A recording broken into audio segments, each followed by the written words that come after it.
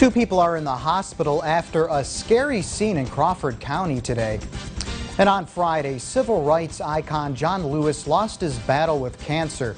Now, tributes are pouring in from around the world and here in Erie. Find out what the owner of Cloralee Farms is saying about opening weekend at the Blueberry Farm. Live in high definition from your news leader, this is 1024 Action News at 11. Good evening, I'm Brian Wilk. Two people are in the hospital after their vehicle catches fire and crashes into a ditch. According to fire officials, this happened around 6:30 tonight on Route 285 near the causeway in Espyville. An RV was traveling east when the engine compartment caught fire, causing the driver to lose control and crash into a ditch.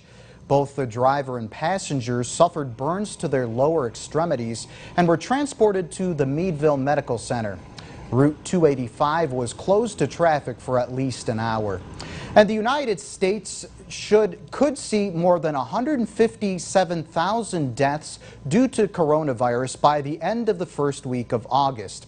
That is the new ensemble forecast just released by the Center for Disease Control and Prevention.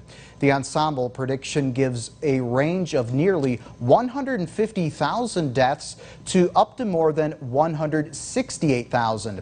The CDC predicts stages in the coming weeks to record higher numbers of deaths, including Arizona, Florida, Oklahoma, and Texas. Now, according to the CDC, there have been nearly 139,000 deaths from COVID-19 in the U.S. And here now is a look at the latest state and local COVID-19 numbers.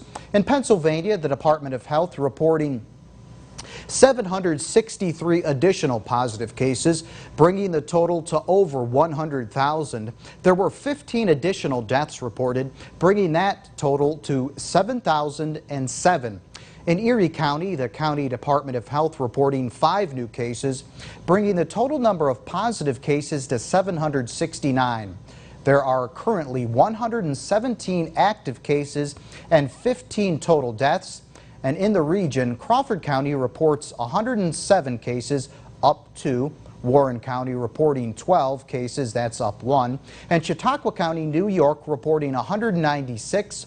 Ashtabula County, Ohio reporting 464 cases. And major funding could be coming to the area from the federal government.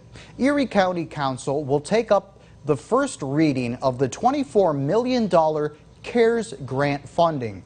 The money will be used for COVID-19 related expenses, including Erie County response, outreach planning, personal protective equipment, and to assist county municipalities, small businesses, and nonprofits. The first reading will take place on Tuesday, July 21st at 4 p.m. during the council meeting. And tributes are pouring in from around the world to honor civil rights icon and longtime Congressman John Lewis. He's being remembered as a hero and relentless servant. Lewis died Friday after losing his battle with cancer.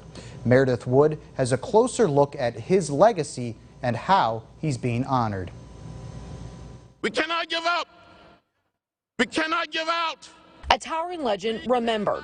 Politicians, religious leaders, and former presidents are paying tribute to the congressman and civil rights icon. The movement lost an icon, and I lost a personal friend. I don't want to be... Lewis was the son of sharecroppers who survived a brutal beating by police during the 1965 march in Selma, Alabama. The one thing that we gleaned from our beloved John Lewis was his hopefulness. That's how he could be arrested 40 times. That's how he could be hit in the head with injuries beyond one's imagination and still be standing. Lewis died Friday at the age of 80 after a 6-month battle with cancer.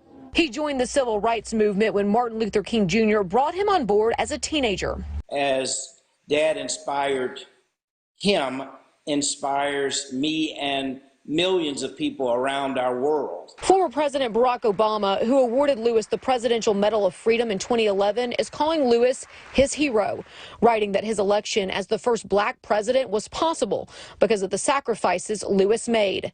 In Atlanta, the district Lewis served as the U.S. representative for more than 3 decades, he's being remembered as a timeless figure. As the decades passed, young people could relate to him because they saw in him a kind of authenticity. A deep and unconditional love, unlike what we typically see in politics today. In Washington, the flags at Capitol Hill and the White House were lowered to half-mast. I'm Meredith Wood reporting. And the passing of Congressman John Lewis not only affecting those across the United States, but right here in Erie. The president of the Erie chapter of the NAACP telling us that Lewis was often described as courageous and played an important role in our country. It was often said he was the conscience of our nation and one of the most courageous persons that the civil rights movement produced. And a lawsuit alleges Breonna Taylor survived several minutes after being shot. Taylor's mother is suing the 3 Louisville police officers connected to Taylor's death. Now, Taylor's boyfriend called 911 after the shooting and says he was shouting for help. He says the officers on the scene didn't rush to give assistance. Now, the coroner refutes the claim, saying that Taylor could have survived several minutes after the shooting. She says given Taylor's injuries, medical care could not have saved her life either way. And you may have noticed people working on top of the Boston store downtown. An official from the Housing and Neighborhood Development Service is saying they're working on a full restoration of the masonry and the brickwork on the clock tower. Now, construction was supposed to start around the same time Governor Tom Wolf announced the initial stay-at-home order back in March. Now, during the stay-at-home order, they fell 6 weeks behind schedule with construction. Now, they have continued renovating the building with plans of completing the work by September. Now, the chief executive officer at Hands says they're working on boosting occupancy at the Boston Store Place, as well as many other restoration projects. Funding from the Erie County Gaming Revenue Authority to redo this north-facing wall that people see in the background. It needs repainted and some work done to it.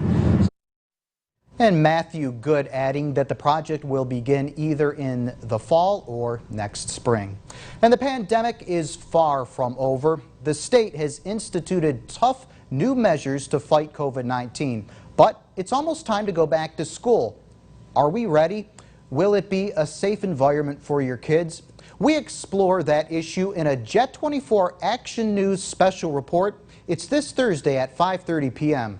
We'll have school officials here for the entire newscast, and we want to answer your questions and concerns. Send them to us on our Facebook page and join us this Thursday at 5:30 p.m. And coming up next on Jet 24 Action News, did you know that famous magician Harry Houdini's mentor and good friend was a man from Erie?